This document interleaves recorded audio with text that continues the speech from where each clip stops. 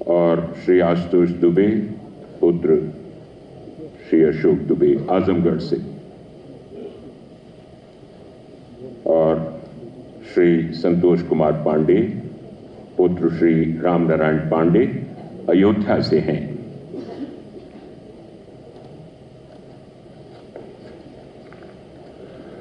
ये एक बहुत अच्छे संयोग की बात है। भगवान श्री राम की भी जन्मभूमि से और विंध्याचल से भी, प्रयागराज से भी, काशी से भी, सभी तीर्थ स्थानों से और सभी वर्गों, सभी मजहबों के लोग अब माननीय मुख्यमंत्री जी के आशीर्वचन का क्रम है। मैं उनसे सादर निवेदन करता हूं, आशीर्वचन दें।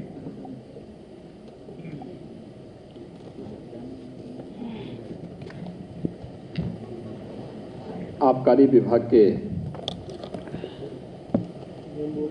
आरक्षियों के नियुक्ति पत्र वितरण के आज के इस कार्यक्रम में उपस्थित प्रदेश सरकार में मेरे सहयोगी मंत्री, आबकारी और मद्य निषेध विभाग के मंत्री श्री नितिन अग्रवाल जी, विभाग के अपर मुख्य सचिव श्री संजय भूसरेड्डी जी, आबकारी आयुक्त श्री सेंथल पांडियन जी,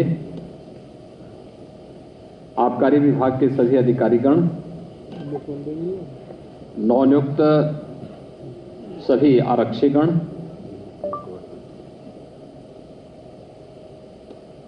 शारदीय नवरात्रि के अवसर पर आपको ये नियुक्ति पत्र प्राप्त हो रहा है। मैं इसके लिए आप सबको हृदय से बधाई देता हूं।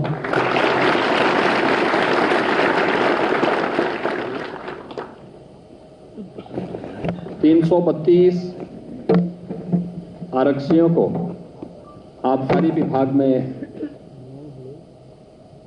अपने कैरियर को आगे बढ़ाने का एक अवसर प्राप्त हो रहा है।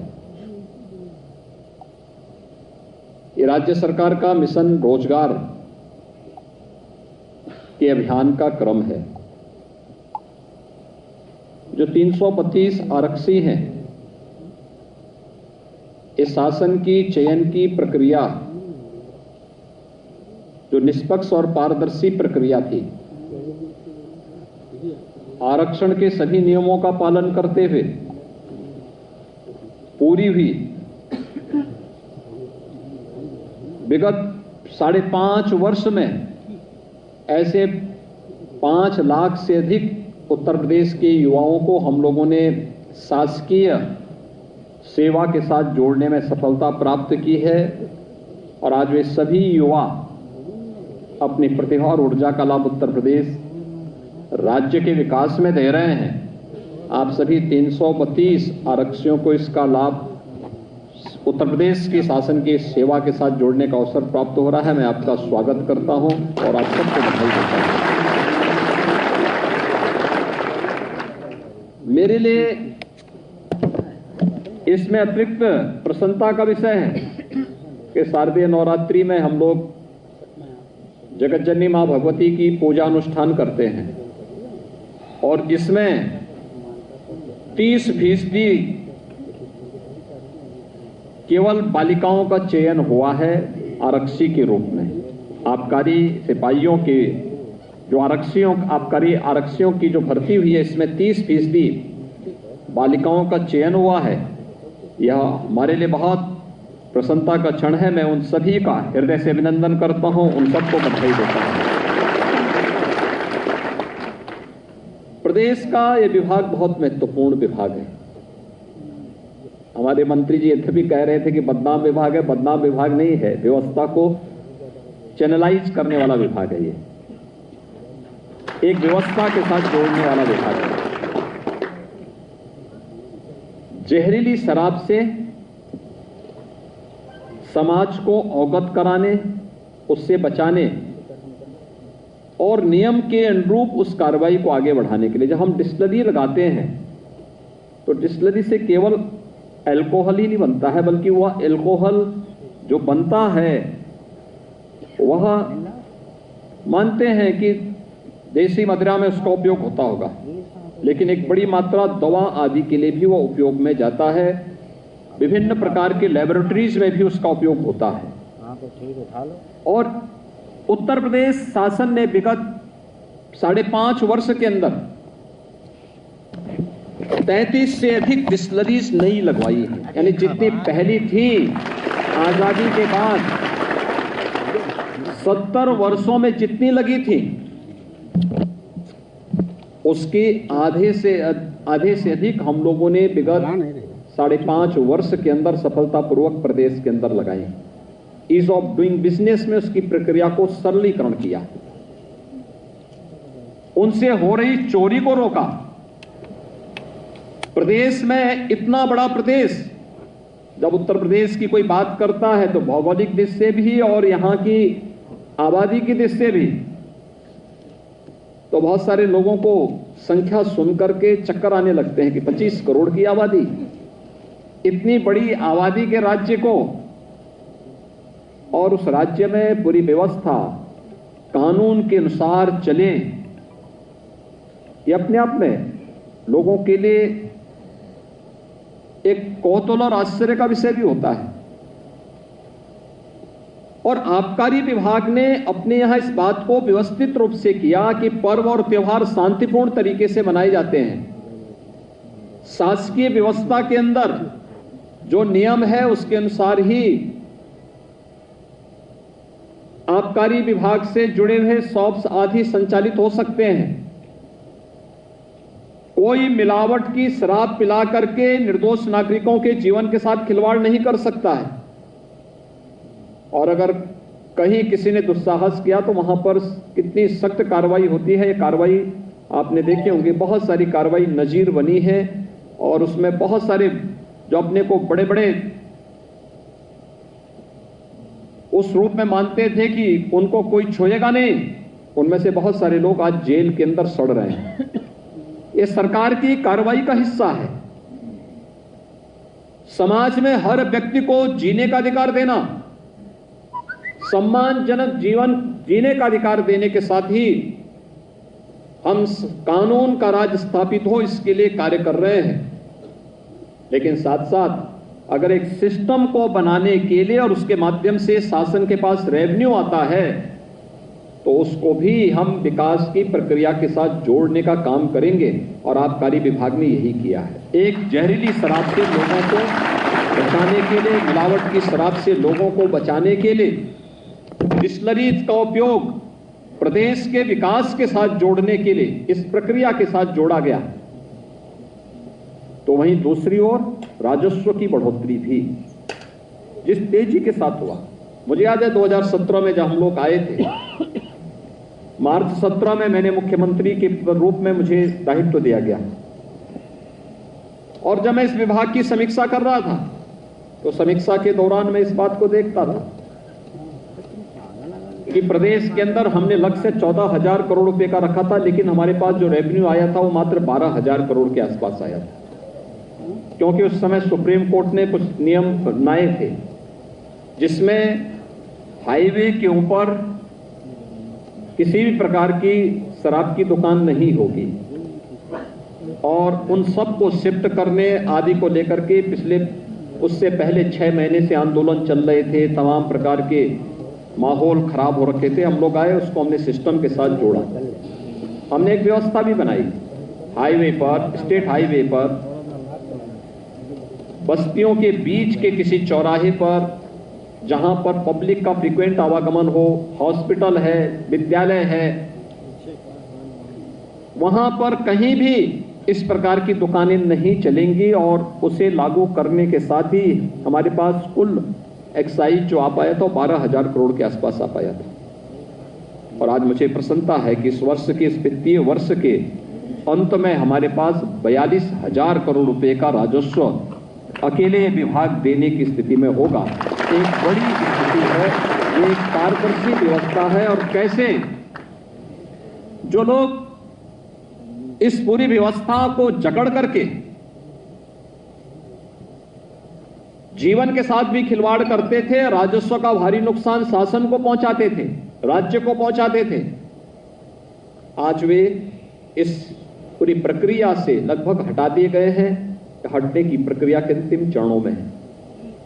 हमने तकनीक का उपयोग किया, लोगों को अधिकाधिक सुविधा दी और इस सदी की सबसे बड़ी महामारी के बावजूद रेवेन्यू को लगातार बढ़ोतरी की ओर अग्रसर करना, यह अपने आप में आबकारी विभाग के द्वारा किए गए रिफॉर्म का परिणाम है।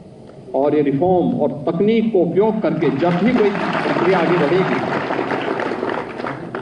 तो उसमें विभाग की लीडरशिप है, लेकिन साथ साथ विभाग के हर एक कर्मी का भी उसमें योगदान होता है। एक टीम वर्क होता है और उसी टीम का हिस्सा बनने के लिए ये 332 जिसमें 109 केवल महिला आरक्षी होंगी, ये सभी आज इस प्रक्रिया का हिस्सा बनने जा रहे हैं, जिन्हें आज नियुक्ति पत्र यहां पर वितरण हुआ है या होने जा रहा है। ये उसी प्रक्रिया का हिस्सा बनने जा रहे हैं कि आप एक तो समाज को सही दिशा देंगे, दवा भी बनाने में उपयोग होगा, दूसरा जहरीली शराब से भी समाज को मुक्त करने का काम भी करेंगे, लेकिन साथ साथ राजस्व की बढ़ोतरी में भी अपना योगदान देंगे।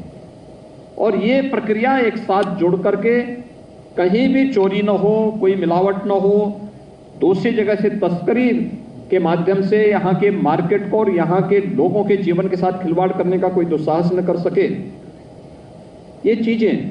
और आपने देखा होगा कितने पारदर्शी तरीके से 332 आबकारी आरक्षियों की भर्ती हुई। इससे पहले 85 इंस्पेक्टर हम लोगों ने भर्ती किए थे।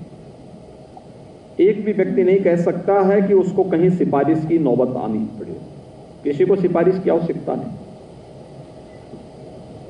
उसकी योग्यता, उसकी क्षमता, मैं देख रहा था सहारनपुर से भी हैं, ऐसे ही लखनऊ से, प्रयागराज से, झांसी से, गोरखपुर से, गाजीपुर से,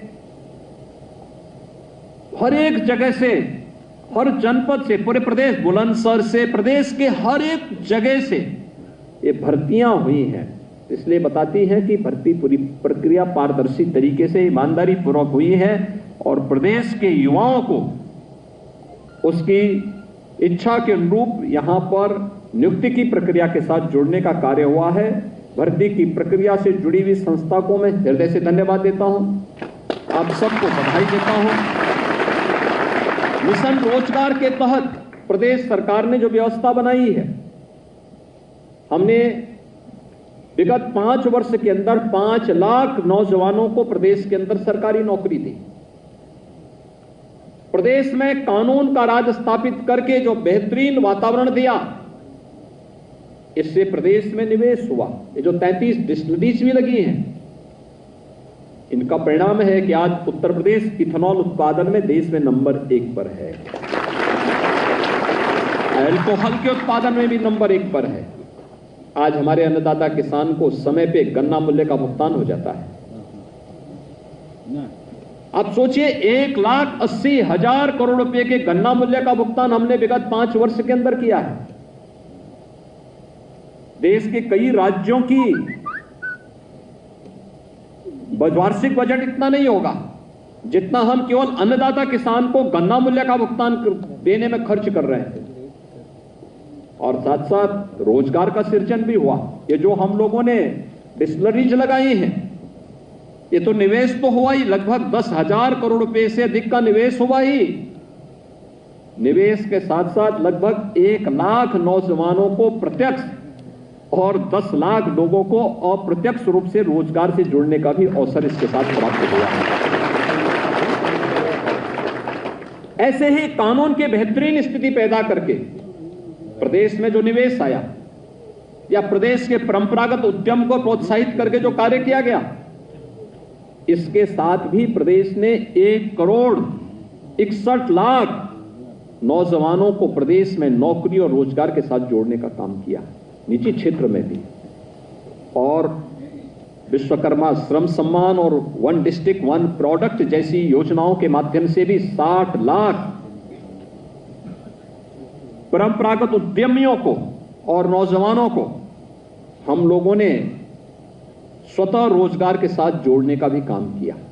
और आज इसी का परिणाम है कि जब सेंट्रल एजेंसीज CMIE के द्वारा एक सर्वेक्षण किया जाता है कि उत्तर प्रदेश में अनएम्प्लॉयमेंट रेट क्या है, जो 2016 में जो प्रदेश में 18 से 19% था, आज वही घट करके प्रदेश में 2.7% के आसपास मात्र रह जाता है। यह प्रदेश के अंदर किए गए प्रयासों का परिणाम है। ईमानदारी पूर्वक सरकार की सारी कार्रवाई चल रही है और अब लोगों ने भर्ती की प्रक्रिया से जुड़ी हुई जितने भी हमारे आयोग और एजेंसियां हैं, सबको कहा है कि उत्तर प्रदेश के युवाओं के साथ अगर किसी ने खिलवाड़ किया तो फिर उसको प्रदेश के अंदर हम टिकने नहीं देंगे। आपने देखा होगा कितनी ईमानदारी पूर्वक सभी भर्तियां होती हैं, पूरी पारदर्शी तरीके के साथ सभी प्रक्रियाएं चल रही है। प्रदेश का युवा तकनीकी रूप से सक्षम हो, प्रदेश के अंदर हम लोग आगामी 5 वर्ष के अंदर 2 करोड़ युवाओं को टैबलेट और स्मार्टफोन उपलब्ध करवा रहे हैं। और मेरा यहां पर जो आबकारी आरक्षी हैं, ये ट्रेनिंग में जाएंगे। ये ट्रेनिंग उत्तर प्रदेश पुलिस के ट्रेनिंग स्कूल में तो इनको ट्रेनिंग दी ही जाएगी।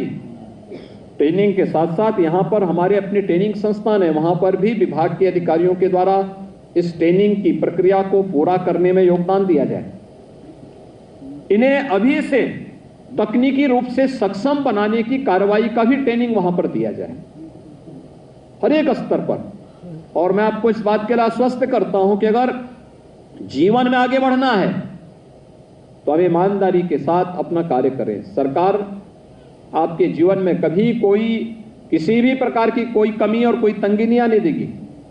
ईमानदारी से कार्य करिए, सम्मानजनक जीवन यापन करिए और समाज और राष्ट्र के निर्माण में अपना योगदान दीजिए। एक सच्चे नागरिक के रूप में ये हमारा दायित्व बनता है। अगर हम अपने दायित्व का ईमानदारी पूर्वक निर्वहन करते हैं तो हमारा कार्यकाल यशस्वी बन सकता है और हम सबको इसी प्रक्रिया के साथ आगे बढ़ना होगा। मैं एक बार फिर से 332 आबकारी आरक्षियों के इस चयन की प्रक्रिया को शारदीय नवरात्रि में और उसमें भी 30% केवल बालिकाओं का चयन हुआ है, ये मेरे लिए बहुत प्रसन्नता का विषय है। मैं इस अवसर पर आप सबको हृदय से बधाई देता हूं, अपनी शुभकामनाएं देता हूं। अच्छी ट्रेनिंग लेकर के समयबद्ध तरीके से अपनी सेवा के साथ आप जुड़िए, विभाग को और भी आगे बढ़ाने में अपना योगदान दीजिए। आपके प्रति मेरी शुभकामनाएं हैं। आबकारी विभाग को और चयन की प्रक्रिया के साथ जुड़े हुए विभाग को भी हृदय से धन्यवाद देते हुए आप सबको शारदीय नवरात्रि और विजयदशमी की शुभकामनाएं। धन्यवाद। जय हिंद। नमस्कार, मैं हूं मानक गुप्ता। अगर आपको हमारा ये वीडियो पसंद आया हो तो इसे लाइक और शेयर जरूर करें और हां, हमें सब्सक्राइब और फॉलो करना ना भूलें ताकि आप देश और दुनिया की कोई खबर मिस ना करें। तो जुड़े रहिए हमारे साथ और देखते रहिए News 24।